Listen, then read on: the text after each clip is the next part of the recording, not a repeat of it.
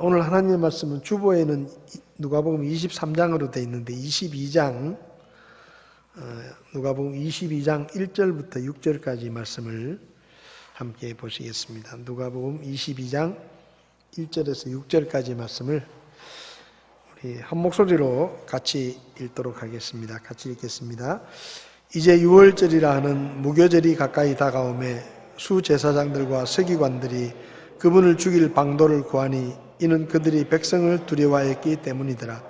그때 12의 수에 포함된 가롯이라 하는 유다에게 사탄이 들어가니 그가 자기 길로 가서 자기가 그분을 배반하여 수제사장들과 대장들에게 넘겨줄 방도를 그들과 의논하며 그들이 기뻐하며 그에게 돈을 주기로 언약하므로 그가 약속을 하고 무리가 없을 때 그분을 배반하여 그들에게 넘겨줄 기회를 찾더라.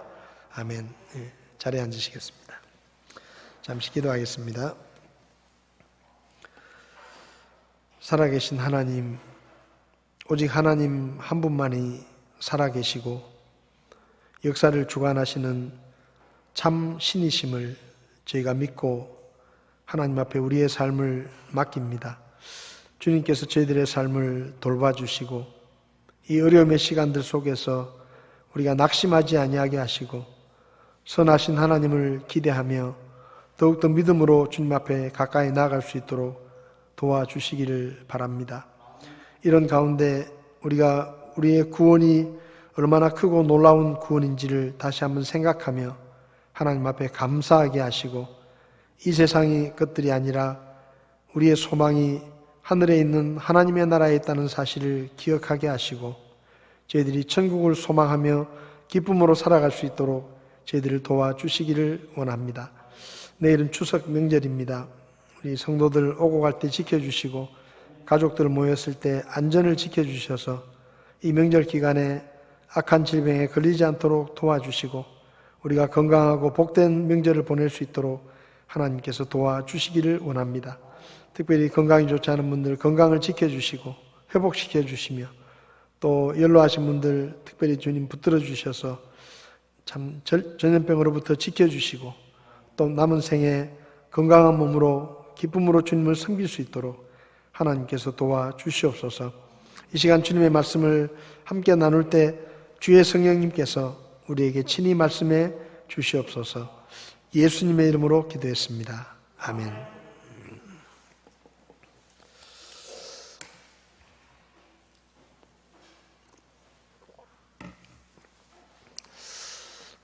성경을 보면 가장 영광스러운 삶을 살 수 있었던 그런 기회를 얻었음에도 그 기회를 놓쳐버리고 인류 역사의 최악의 배반자로 기억되는 사람이 있는데 그 사람이 바로 오늘 본문에 나오는 가롯 유다입니다. 이 가롯 유다는 나머지 11명의 제자들은 갈릴리 북부지방, 그러니까 이스라엘의 북부지방인 갈릴리 호수 근방의 사람들입니다. 근데 이 가롯 유다는 가롯 사람 유다라고 되어 있는데 이 가롯은 지명입니다. 지명. 예루살렘 조금 밑에 있는 예루살렘에서 한 30한 2km 정도 떨어져 있는 남쪽에 헤브론이라는 도시가 있는데 그 헤브론 지역에 있는 마을 중에 하나가 바로 이 가롯입니다. 그러니까 다른 제자들은 다 이 북부 갈릴리 출신인데 이 가롯 유다만 유일하게 남부 출신이에요. 근데 이 남부에 뭐가 있는가 하면 예루살렘이 있습니다.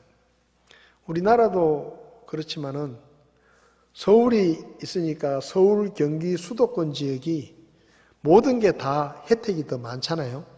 문화도 훨씬 많이 누리고 교육 환경도 좋고 정치적으로도 이렇게 훨씬 혜택을 많이 봅니다.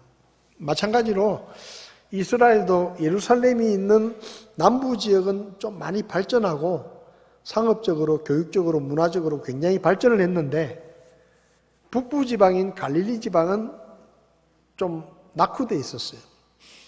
그러니까 다시 말하면 예수님의 제자들 가운데 베드로를 포함한 11명의 제자는 북부 갈릴리 출신들이기 때문에 한마디로 말하면 많이 배우지 못했어요. 근데 이 가룟 유다는 유일하게 예루살렘 가까운 헤브론이라는 지역의 출신이기 때문에 아마도 다른 제자들보다 훨씬 제대로 된 교육을 받고 상당히 머리가 잘 돌아가는 그런 총명한 사람이었다는 생각이 듭니다. 그러니까 예수님께서 예수님 일행의 돈을, 쉽게 말하면 재정을 이 가룟 유다에게 맡기신 것이죠. 그러니까 한마디로 말하면 이 가룟 유다는 다른 제자들보다 더 좋은 환경에서 부름을 받고, 그리고 머리가 잘 돌아가고 똑똑하고 예수님께서 그에게 돈꾀를 맡길 정도로 신임을 받는 그런 제자였습니다. 그런데 지금 아무도 이 가룟 유다를 예수님의 영광스러운 제자로 기억하지 않습니다. 지금 사람들은 가룟 유다를 떠올리면 배신자, 배반자, 자기 스승을 팔아넘긴 역사적인 그런 배반자, 파렴치한 배신자, 이렇게 기억하죠. 아무도 그 사람을 예수님의 영광스러운 제자라고 기억하지 않습니다.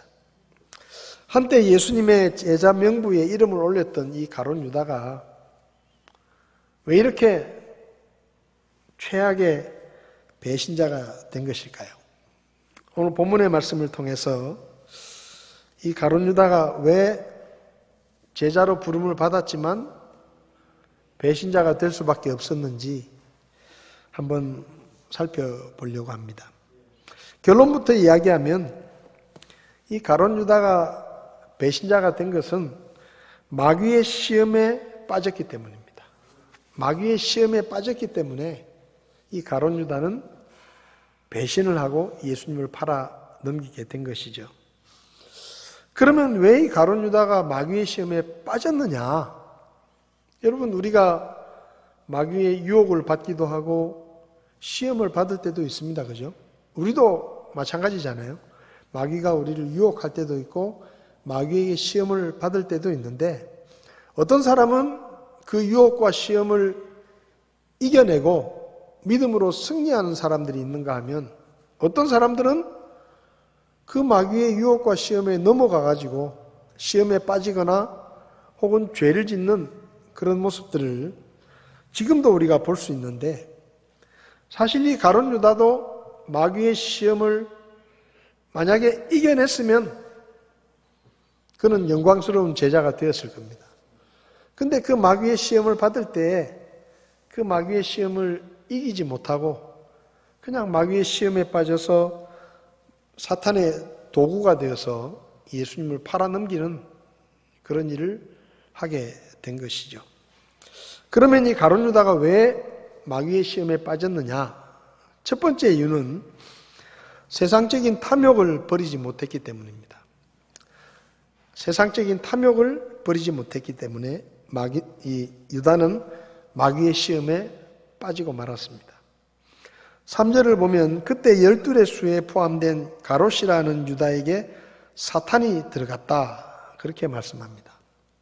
다시 말하면 가롯 유다가 예수님을 팔아넘긴 이유는 사탄이 그 안에 들어와서 자기를 마음대로 이용하도록 마귀에게 시험을 허락한 것이죠.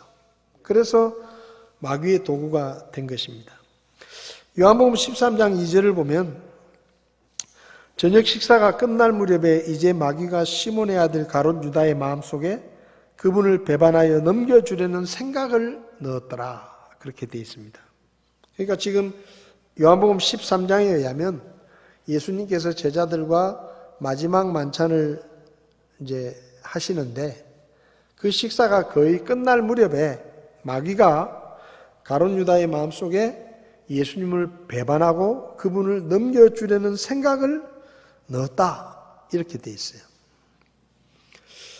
누가복음에는 그냥 사탄이 들어갔다 이렇게 적혀 있는데, 이 요한복음을 보면 이게 한 번에 끝난 게 아니고 단계가 있습니다. 단계가. 그러니까 요한복음 13장 2절에서는 저녁 식사가 끝날 무렵에 마귀가 예수님을 배신하려는 생각을 유다에게 넣어주고, 그 다음에 13장 27절을 보면 빵 조각을 받은 뒤에 사탄이 그 속에 들어가매 그때 예수님께서 그에게 이르시되 내가 하는 일을 속히 하라 하시니라.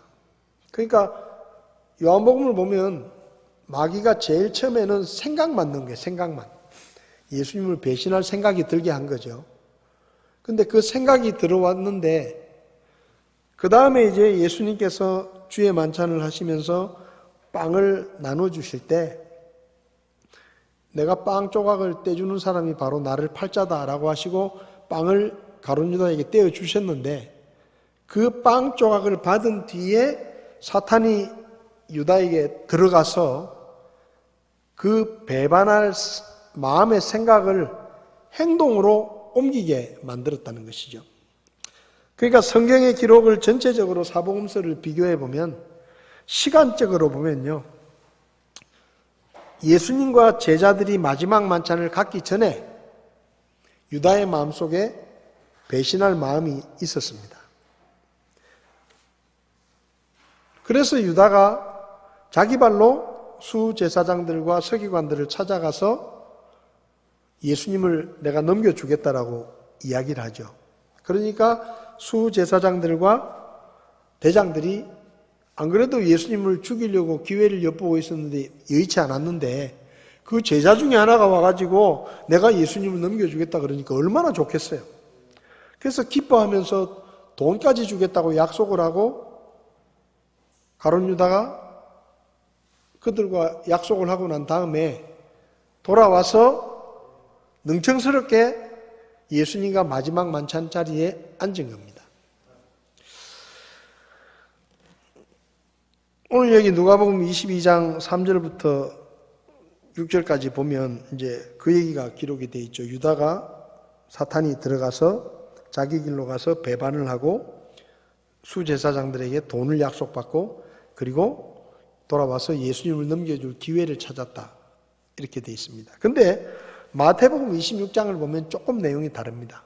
마태복음 26장을 보면 유다가 수제사장과 대장들을 찾아가는 건 맞는데 찾아가서 유다가 먼저 돈을 요구합니다. 그러니까 수제사장들이 유다가 넘겨주겠다니까 좋아서 그럼 우리가 돈을 주겠다 이렇게 말한 게 아니고 마태복음 26장 14절부터 보면 가룟 유다가 수제사장들과 대장들을 찾아가가지고 이렇게 말한 거예요.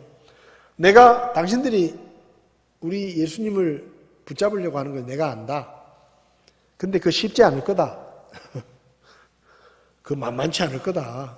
왜냐하면 예수님이 워낙 똑똑하시고 그리고 사람들이 항상 예수님 주변에 머물러 있기 때문에 당신들은 절대로 예수님을 못 잡는다.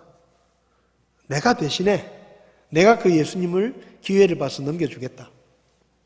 그러니까 나한테 뭘 해주겠냐. 이렇게 이제 거래를 하는 거예요. 거래를. 유다가 먼저. 내가 그를 너희에게 넘겨주면 너희가 무엇을 내게 주겠느냐? 이렇게 말을 합니다. 유다가. 그러니까 그 수제사장과 대장들이 그러면 우리가 너한테 돈을 주겠다. 은 30개를 주겠다. 보통 여기 그냥 이 30개 돼 있는데 보통 이 당시에 돈의 단위가 세겔입니다. 세겔. 그러니까 아마 이 돈은 은 33개를 이야기하는 거다라고 대부분의 신학자들이 그렇게 이야기를 합니다. 어쨌든 은 30개를 줄 테니까 네가 기회를 봐서 우리한테 예수님을 넘겨라. 그렇게 이제 계약을 한 거예요. 그리고 가룟 유다는 돌아가서 예수님을 넘겨줄 기회를 찾는 거죠. 그놈은 돈이 뭐길래? 그놈은 돈이 뭐길래? 그 돈 때문에 결국은 유다가 예수님을 팔아넘긴 겁니다. 유다는 예수님을 따라 나섰지만 유다의 속셈은 다른 곳에 있었습니다. 유다는 예수님을 이용해서 자기의 욕심을 채우려고 예수님을 따라다니고 있었습니다. 그걸 어떻게 알 수 있는가 하면 요한복음 12장을 보면 예수님께서 마지막으로 베다니에 들리셨죠. 예루살렘으로 가시면서 베다니에 들리셔가지고 죽었다가 부활한 나사로의 집에 오셨는데 나사로 가족들이 나사로가 죽었다가 다시 살아났으니까 얼마나 예수님한테 감사의 마음이 있겠어요. 그래서 예수님을 자기 집에 모시고 저녁 식사를 대접을 했는데 그때 나사로의 여동생인 마리아가 아주 값진 나드 향유 한 근을 가져다가 그 향유를 깨트려 가지고 예수님의 발에 붓고 자기 머리털로 그분의 발을 닦는 일이 일어났습니다. 요한복음 12장 3절을 보면 그때 마리아가 매우 값진 나드 향유 한 근을 가져다가 예수님의 발에 붓고 자기 머리털로 그분의 발을 닦으니 향유 냄새가 집에 가득하더라. 굉장히 비싼 향유 한 근을 가져다가 예수님의 발에 그냥 다 부어버린 거예요. 그리고는 자기 머리털로 예수님의 발을 닦았습니다. 근데 그때 다른 제자들은 다 가만히 있는데 유다가 한마디를 합니다. 뭐라고 말하는가 하면 어찌하여 이 향유를 300데나리온에 팔아 가난한 자들에게 주지 아니하느냐. 쉽게 말하면 마리아야 왜 쓸데없는 짓을 하느냐. 그 비싼 향유를 헌금을 해가지고 가난한 사람들에게 주면 훨씬 더 그게 좋지 않겠느냐. 그 향유가 300데나리온이나 되는데 그 비싼 향유를 왜 그걸 예수님의 발에 붓고 그 짓을 하고 있느냐 이 말이에요. 책망을 합니다. 책망을. 근데 성경을 보면 요한복음 12장 6절을 보면 그가 이렇게 말한 것은 그가 가난한 자들을 염려하기 때문이 아니요 도둑임으로 가방을 맡아 그 안에 든 것을 가져갔기 때문이더라. 이렇게 되어 있습니다. 다시 말하면 이 가룟 유다는 예수님을 따라다니면서 예수님 일행의 공금을 관리하고 있었는데 그 공금을 횡령하는 거예요. 횡령. 그러니까 여러 번 한 겁니다. 여러 번. 이미 여러 번 공금 횡령을 해가지고 자기 딴 주머니를 찬 거예요. 그런데 만약에 마리아가 그 300데나리온이나 되는 그 향유를 헌금으로 바쳤으면 현금 300데나리온이 들어오는 거 아니에요. 그러면 그 300데나리온 중에 자기가 또 일부를 이렇게 훔쳐가지고 자기 주머니를 더 채울 수 있는데 마리아가 그 비싼 향유를 헌금을 하는 게 아니고 예수님의 발에 부어가 땅에다 다 부어버리니까 이 유다가 배가 아픈 겁니다. 그래서 막 얘기를 하는 거예요. 너 이거 가난한 사람들에게 주면 될 텐데 왜 그걸 예수님의 발에 갖다 붓느냐, 쓸데없는 짓을 하느냐. 그러니까 이 유다가 벌써부터 예수님의 공금을 몇 번 이렇게 해먹었는데 이번에는 좀 금액이 큰 거예요. 300데나리온이면 그 당시에 노동자 한 사람이 하루 품삯이 한 데나리온입니다. 그러면 300데나리온이면 거의 한 사람이 1년을 일해야 버는 돈이에요. 요즘으로 말하면 한 3천만 원 정도 된다고 칩시다. 근데 3천만 원이 헌금이 들어오면 이 유다가 수입이 짭짤한 거예요. 그 중에 몇백만 원은 그냥 챙겨가지고 자기 주머니를 채울 수 있는데 그 3천만 원의 향유가 눈앞에서 그냥 땅에 다 부어버리니까 유다가 이게 화가 난 거예요. 그래서 왜 쓸데없는 짓을 하느냐고 야단을 치죠. 못내 그 돈이 아쉬웠던 것 같습니다. 근데 재밌는 것은 이 사건이 있고 난 다음에 유다가 수제사장들을 찾아갑니다. 재밌죠? 3천만 원 헌금 들어왔으면 내가 한몫 챙겼을 건데 저 여자가 정신머리 없이 그냥 땅에다가 다 갖다 부어가지고 그 비싼 향유를 다 부어가지고 내가 챙길 몫을 챙기지 못한 거예요. 그러니까 가룟 유다가 못내 그 3천만 원의 돈이 아까우니까 예수님을 팔아 넘기면 돈이 좀 되겠구나. 그런 생각을 한 겁니다. 그래서 수제사장들에게 가가지고 예수님을 팔아 넘길 테니까 내가 넘길 테니 얼마 줄래? 이렇게 된 거예요. 돈에 대한 욕심. 그러니까 수제사장과 대장들이 돈을 주겠다 했죠. 은 30개. 은 33개리 얼마인지 아세요? 한 세겔은 4일 품삯 됩니다.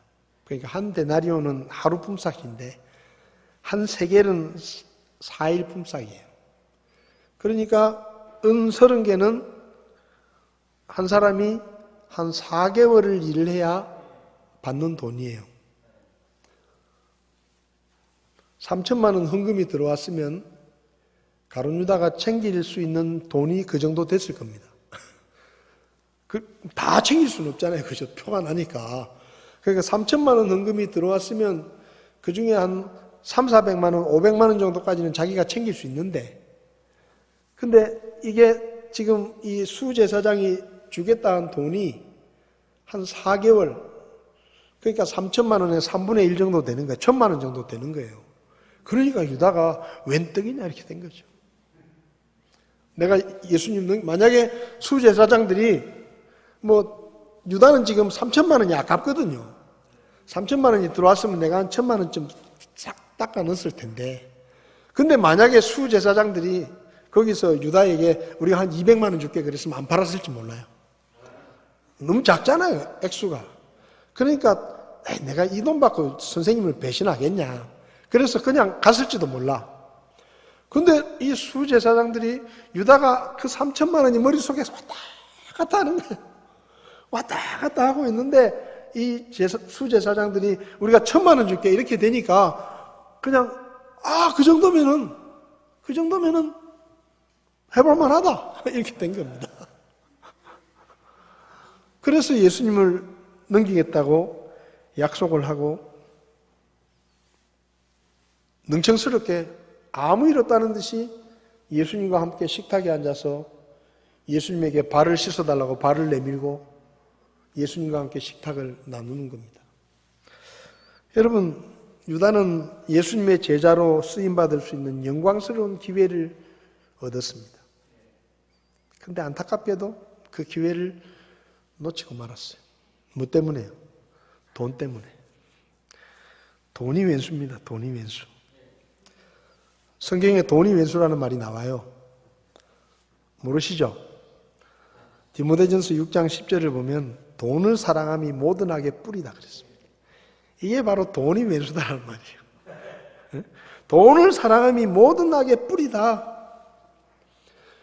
여러분, 우리가 돈을 사랑하고 이 세상의 것들에 욕심을 부리면 여러분, 마귀가요, 우리가 뭐에 약한지 제일 잘 압니다. 우리가 뭐에 약한지 마귀가 제일 잘 알아요. 그래서 돈에 우리가 약하다는 걸 너무 잘 알아요. 그래서 마귀가 우리에게 돈을 보여주면서 시험을 하는 겁니다. 돈을 사랑함이 모든 악의 뿌리다. 야고보서 1장에서는 14절부터 보면 오직 모든 사람이 자기 자신의 욕심에 이끌려 유혹을 받을 때 시험을 받나니 그런즉 욕심이 잉태하면 죄를 낳고 죄가 완료되면 사망을 낳느니라. 그러니까 사람의 욕심이 있으면 유혹이 왔을 때 그 유혹을 이겨낼 수가 없는 겁니다. 그 시험에 빠질 수밖에 없는 거예요. 주님을 믿고 따르는 우리가 이 세상이나 세상의 것들에 욕심을 갖게 되면 그때부터 우리는 유혹의 무방비로 노출됩니다. 그러면 마귀는 그 타이밍을 절대로 놓치지 않아요. 가룟 유다의 마음속에 그 날아가 버린 3천만 원이 어른어른거리고 있을 때 마귀가 덥석 그에게 돈을 주는 거예요. 그러니 유다가 그냥 아무 대책도 없이 그냥 넘어가 버린 겁니다. 우리가 이 세상에 있는 것들에 대한 탐욕을 버려야 합니다. 욕심을 버려야 돼요. 욕심이 있는 사람은 반드시 유혹을 받게 되고 그 유혹을 이기지 못하고 시험에 빠지게 되는 겁니다. 유다가 탐욕을 벗어버리지 못해서 결국은 마귀의 시험을 이기지 못하고 예수님을 팔아넘기는 역사상 최악의 배신자가 된 것이죠. 두 번째로 이 유다가 마귀의 시험에 빠지게 된 것은 예수님의 말씀을 무시했기 때문입니다. 유다가 예수님을 배반하고 팔아넘긴 두 번째 이유는 예수님의 말씀을 무시했기 때문이에요. 성경을 보면 유다가 수제사장들에게 찾아가 돈을 받고 예수님을 넘겨주려고 하는 이 모든 계획들을 예수님이 다 알고 계셨습니다. 이 유다가 아무 일 없다는 듯이 제자들과 함께 마지막 만찬에 참여를 했잖아요.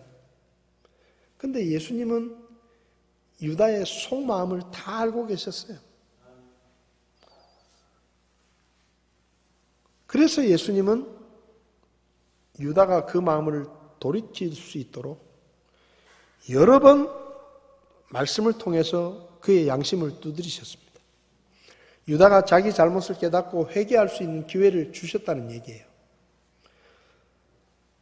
요한복음 13장 11절을 보면 마지막 만찬을 하시면서 예수님께서 유다가 벌써 수제사장들을 만나서 돈 받을 약속을 하고 자기를 팔아넘길 것을 작당하고 왔다는 것을 다 아시니까 그때 예수님께서 제자들의 발을 씻겨주시려고 할 때 베드로가 어떻게 예수님이 제 발을 씻기십니까? 안 됩니다. 제가 예수님 발을 씻겨드려야죠. 이를테면 그런 거예요. 그렇게 얘기를 하니까 예수님이 뭐라고 말씀하셨는가 하면 내가 너희들 발을 씻기지 않으면 너희들이 나하고 상관이 없다. 그리고 너희들이 깨끗하게 될 것이다. 그렇게 말씀하셨는데 예수님께서 그 다음에 묘한 말씀을 하십니다. 너희가 다 깨끗하지는 않다. 너희가 다 깨끗한 것은 아니다 라고 말씀하시는 거예요. 누구 들으라고 그 말을 하셨겠어요? 유다 들으라고. 너희들이 다 깨끗하단 말이에요. 다 깨끗하다. 근데 너희가 다 깨끗한 건 아니야. 그 말은 유다의 양심을 찌르시는 겁니다. 유다가 지금 예수님을 배신하고 기회를 찾고 아무 일 없다는 듯이 앉아 있잖아요. 그러니까 유다를 콕 지목해서 말한 건 아니지만 유다의 양심을 찌르신 거예요. 근데 유다가 그 예수님의 말씀을 무시합니다. 두 번째로 예수님께서 제자들에게 나와 함께 빵을 먹는 자가 자기 발꿈치를 들어 나를 대적하였나이다 한 성경 기록이 성취될 것이다. 예수님과 함께 뭐라고요? 빵을 먹는 사람이 자기 발꿈치를 들어 나를 대적한다는 그 말씀이 이제 성취될 것이다 라고 말씀하십니다. 나와 함께 빵을 먹는 자 누구예요? 제자들 중에 나를 배신할 사람이 있다 이 말 아닙니까? 그 유다에게 말씀하신 거예요. 근데 유다는 이 두 번째 말씀도 무시합니다. 그 다음에 예수님께서 요한복음 13장 21절을 보면 이렇게 계속해서 말씀하시기를 예수님께서 영으로 괴로워하사 너무 괴로우셔가지고 유다가 두 번씩이나 예수님이 기회를 주시는데도 계속 마음을 돌이키지 않으니까 예수님이 너무 괴로우셔가지고 이제 확실하게 이야기를 해요. 진실로 진실로 내가 너희에게 이르노니 너희 중에 한 사람이 나를 배반하여 넘겨주리라. 아예 막 대놓고 얘기를 합니다. 너희 중에 한 사람이 나를 배신하고 나를 넘겨줄 것이다. 그러니까 예수님이 그 말을 하시니까 제자들이 막 난리가 났겠죠. 수근수근하면서 도대체 누구야? 뭐 그래서 분위기가 완전히 그랬을 거 아니에요. 예수님이 폭탄선언을 하신 거 아닙니까? 너희 중에 한 사람이 나를 배신하고 나를 팔아넘길 거다. 그 제자들이 서로 얼굴을 보면서 눈치를 보면서 누구냐고 웅성웅성거리고 수군거리고 그랬을 거 아니에요? 그런데도 유다는 마음을 바꾸지 않아요. 세 번째 기회도 무시합니다. 예수님께서 그런 말씀을 하시니까 베드로가 깜짝 놀래가지고 자기가 물어보지는 못하고 예수님이 제일 이뻐하시는 요한에게 눈짓을 해가지고 야 물어봐 눈짓을 해가지고 신호를 줘가지고 물어보게 한 거예요. 그러니까 이 요한이 예수님께 묻습니다. 주님, 우리 중에 주님을 팔아넘길 사람이 있다 그러는데 그 사람이 도대체 누굽니까? 물었어요. 그때 예수님께서 노골적으로 말씀하십니다. 내가 빵 한 조각을 적셔다가 주는 그 사람이 바로 그 사람이다. 그렇게 말씀하시고 빵 조각을 적셔가지고 누구한테 주셨는가 하면 가룟 유다에게 줍니다. 여러분, 이 네 가지 말씀을 전체적으로 종합해 보면 가룟 유다 입장에서 보면 큰일 난 거예요. 그렇잖아요. 너희 중에 한 사람이 나를 팔아넘길 것이다. 그 사람이 누굽니까? 내가 지금 빵 한 조각을 적셔서 주는 그 사람이 바로 그 사람이다 하고 얘기를 하시고는 빵을 적셔가지고 제자들을 쭉 둘러보시더니 가룟 유다한테 툭 주시는 거예요. 이 정도 됐으면 가룟 유다가 무릎을 꿇고 아이고 예수님, 정말 제가 잘못했습니다. 제가 나쁜 놈입니다. 응? 제가 감히 예수님을 팔아넘기려고 그런 못된 짓을 계획하고 저희를 죽여주십시오. 그래야 맞는 거예요. 그렇잖아요. 그 정도면 딱 찍어서 지금 얘기를 하신 거 아닙니까? 근데 가룟 유다가 가만히 있는 거예요. 아무 일도 없는 듯. 그러니까 예수님께서 포기를 하시죠. 4번이나 기회를 줬는데 끝까지 회개하지 않으니까 유다야, 네가 할 일이 있지 않냐? 가서 빨리 그 일을 해라. 여러분, 예수님께서 유다에게 그 유다의 배신한 것을 이미 아시고 4번씩이나 기회를 주셨어요.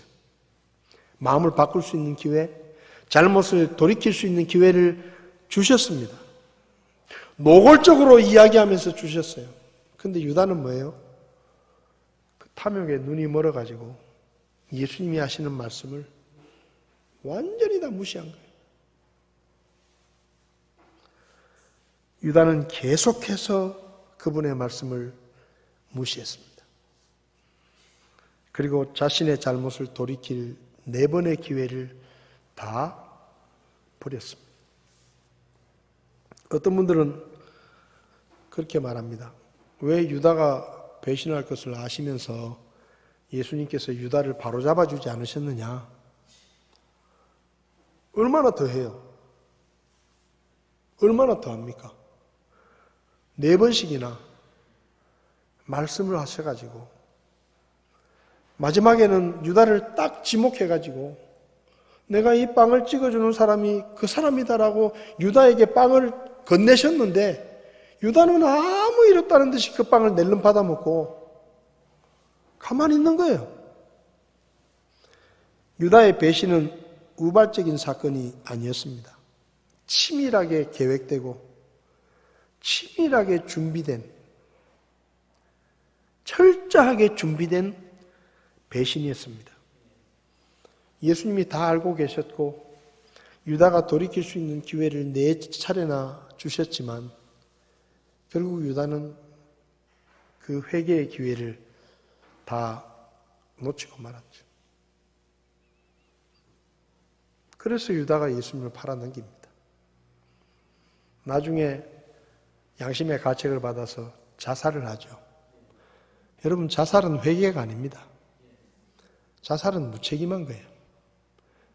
자살은 회개가 아니에요. 회개는 자신의 잘못을 인정하고 그 대가를 기꺼이 받겠다는 것이 회개지. 아이고, 내가 못된 짓을 했구나. 차라리 나는 죽는 게 낫겠다. 그건 회개가 아니에요. 유다는 4번씩이나 주님의 말씀을 들었지만 그 말씀을 철저하게 무시하고 자기 길을 갔습니다. 히브리서 4장 12절을 보면 하나님의 말씀은 살았고 권능이 있다 그랬습니다. 하나님의 말씀은 살았고 권능이 있다. 양날 달린 어떤 검보다도 예리하여 혼과 영과 및 관절과 골수를 찔러 둘로 나누기까지 하고 또 마음의 생각과 의도를 분별하는 분이시니 그분의 눈앞에서 드러나지 아니하는 창조물이 하나도 없고 모든 것이 우리와 상관하시는 그분의 눈에 벌거벗은 채 드러나 있느니라. 우리가 하나님의 말씀을 들으면 우리의 모습이 거기 비칩니다. 우리의 잘못된 모습도 비치고 우리의 죄악된 모습도 비치고 유다도 예수님의 말씀을 들었을 때 그 말씀에 자기를 비추어 보았더라면 유다의 선택은 달랐을지 모릅니다.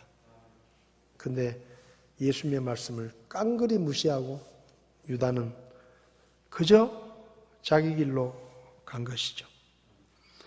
예수님께서 침례를 받으시고 광야로 가셔서 밤낮으로 40일 금식하시고 마귀의 시험을 받으신 내용이 마태복음 4장에 나오는데 예수님께서 세 가지 시험을 받으셨습니다. 요한일서 2장 16절에 말씀하는 것처럼 육신의 정욕과 안목의 정욕과 인생의 자랑, 이 세 가지의 시험을 받으셨죠. 그런데 예수님께서 이 시험을 어떻게 물리치셨느냐? 하나님의 말씀으로 물리치셨습니다. 여러분, 마귀의 유혹과 마귀의 시험을 우리가 어떻게 분별할 수 있습니까? 어떻게 그 유혹과 시험을 이길 수가 있습니까? 우리에게 하나님의 말씀이 있을 때 우리가 이것이 하나님께로부터 온 것인지 아니면 마귀로부터 온 것인지를 분별할 수 있는 거예요. 우리 안에 하나님의 말씀이 없으면 그것을 분별하지 못합니다. 그리고 그 유혹과 시험에 빠지게 되는 거예요. 우리가 하나님의 말씀을 가까이 하고 묵상해야 하는 이유가 무엇입니까? 하나님의 말씀이 우리를 비추어 주기 때문입니다. 그리고 우리의 잘못을 드러나게 하기 때문이에요. 우리의 죄악을 드러나게 하기 때문입니다. 우린 지금 예수님의 재림이 가까운 마지막 때를 살고 있습니다. 마지막 때가 되면 성경을 보면 거짓 영들이 거짓 교리와 가르침으로 우리를 미혹하고 시험할 것이라고 말씀합니다. 요한일서 4장을 보면 영을 다 믿지 말고 그 영들이 하나님의 영에게 속해 있는지 분별하라. 그렇게 말씀합니다. 시험에서 분별해라. 이는 많은 거짓 대언자들이 나와서 세상에 들어왔기 때문이다. 여러분, 지금 이 세상에 온갖 거짓 교훈들과 거짓 교회들과 거짓 교리들과 거짓 목자들이 얼마나 많은지 모릅니다. 다 믿으면 안 돼요. 성경을 이야기한다고 다 믿으면 안 돼요. 거짓 영에 사로잡힌 거짓 교훈으로 사람들을 미혹하는 거짓 목자들이 이 세상에 정말로 많습니다. 그것을 분별하지 못하면 그리로 가는 거예요. 어떻게 그걸 분별합니까? 하나님의 말씀으로. 우리 안에 하나님의 말씀이 있어야 거짓된 교훈이 들어올 때 이게 틀렸구나 알 수가 있는 거예요. 여러분, 답을 모르면 틀린 답도 몰라요. 맞죠? 정답을 모르면 틀린 답도 모릅니다. 우리에게 정답은 언제나 하나님의 말씀입니다. 하나님의 말씀은 항상 틀리지 않는 정답이고 영원히 변하지 않는 진리입니다. 이 말씀이 우리 안에 있을 때 우리가 마귀의 시험을 분별할 수도 있고 그것을 이겨낼 수도 있는 거예요. 유다는 예수님의 말씀을 들었습니다. 예수님의 말씀을 귀담아 듣고 저게 지금 무슨 말씀인가? 저게 지금 누구한테 하는 말씀인가? 내 잘못을 저분이 아시는구나. 그걸 알았다고 하면 유다는 어쩌면 영광스러운 예수님의 제자로 기억될지도 모릅니다. 근데 예수님의 말씀을 철저하게 무시했습니다. 귀를 막았습니다. 그 결과 그는 배신자가 되었습니다. 여러분, 우리가 하나님의 말씀을 왜 가까이 해야 됩니까? 지금은 마지막 시대입니다. 사탄은 이 마지막 때에 믿는 자들을 미혹하고 유혹하기 위해서 수단과 방법을 가리지 않을 것입니다. 여러분, 우린 지금 보잖아요. 옛날에 이단들은 어떻게 했는지 아세요? 옛날에 이단들은 교회 바깥에서 교회가 잘못됐다고 말했고 예수님이 잘못됐다고 말했습니다. 교회 밖에서 말했어요. 그런데 지금 이단들은 교회로 들어와서 떠듭니다. 교회로 들어와서 말씀이 없는 확실한 교리를 붙잡지 못하는 어정쩡한 그리스도인들을 유혹하는 거예요. 넘어가요. 교회 30년 다닌 사람도 넘어가고 40년 다닌 사람도 넘어갑니다. 심지어는 목사들도 넘어가요. 왜 넘어가요? 말씀이 없기 때문에. 하나님의 말씀이 이 속에 없는 거예요. 껍데기만 있는 거예요. 껍데기만. 그러니까 누가 와서 그럴듯한 얘기를 하면 그게 옳은지 틀린지도 분별하지 못하고 그냥 쓸려가 버리는 거예요. 여러분 마음속에 하나님의 말씀을 부지런히 담으시기 바랍니다. 우리가 무엇을 믿는지 부지런히 말씀을 담으십시오. 그리고 배우고 확신한 일에 거하시기 바랍니다. 우리에게 진리는 하나님의 말씀뿐입니다. 제가 가끔 말씀드렸지만 이단들이 제 사무실에 요즘은 안 오는데 전엔 자주 왔어요. 그 이단들이 오면 제가 하는 말은 항상 똑같습니다. 제가 믿는 성경에는 그렇게 기록되어 있지 않고 이렇게 말씀하고 있습니다. 똑같은 성경을 보는데 제가 믿는 성경에는 이렇게 말씀하십니다. 당신은 아마 잘못 보고 있는 것 같다고. 여러분, 우리는 성경을 믿는 사람들입니다. 여러분, 목사의 말을 믿는다는 말이 아니에요. 우리는 성경을 믿는 사람들입니다. 진리를 분별하고 마귀의 시험을 분별하고 이 마지막 시대에 거짓 교훈들과 거짓 가르침을 전하는 가짜 교회들, 가짜 목자들에게 휘둘리지 말고 항상 하나님의 말씀에 뿌리를 받고 이 말씀에 굳게 서서 거짓 영들을 분별하며 우리 교회 안에 거짓 교훈들이 들어오지 못하도록 우리가 말씀 안에 견고히 서야 할 것입니다. 그렇지 않으면 우리도 유다처럼 되지 말라는 법이 없습니다. 코로나 시대 더욱더 말씀을 가까이 하고 하나님의 말씀을 내 마음에 많이 심어서 주님의 뜻에 합당한 쓰임으로 주님을 섬기고 하나님께 영광을 돌리는 저와 여러분들이 다 될 수 있기를 바랍니다. 기도하시겠습니다.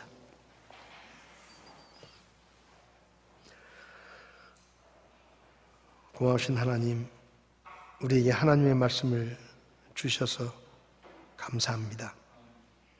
항상 이 말씀을 가슴에 새기게 하시고 사람들의 생각이나 내 생각이 아니라 하나님의 말씀에 나를 비춰보고 내가 잘못한 것이 있으면 고치게 하시고 죄악이 있으면 버리게 하시고 거짓 교훈과 악한 영들을 잘 분별할 수 있도록 저희들을 도와주시기를 원합니다.